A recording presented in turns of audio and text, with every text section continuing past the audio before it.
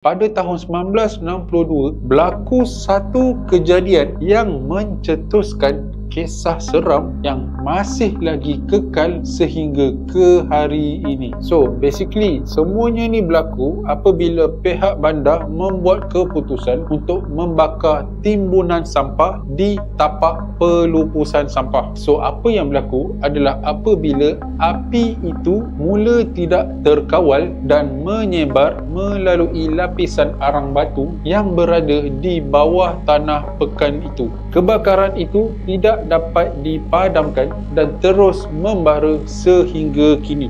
Pada tahun-tahun berikutnya, perkara-perkara yang aneh mula berlaku. Asap dan haba mula merebak melalui retakan di tanah, memenuhi jalanan dengan kabus sulfur yang menyesakkan. Ada penduduk yang mula mengalami kejadian-kejadian yang pelik seperti terlihat bayangan-bayangan yang misteri. Ada ramai yang cakap diorang terdengar seperti ada suara-suara yang bergema di bawah tanah. Dan ada juga yang cakap itu hanyalah bunyi batu-batu yang bergerak. Maksudnya batu-batu yang bergerak di bawah tanah itulah. Tapi ada juga mereka yang yakin bahawa diorang terdengar jeritan dan bisikan halus daripada pelombong-pelombong yang mati daripada kejadian itu.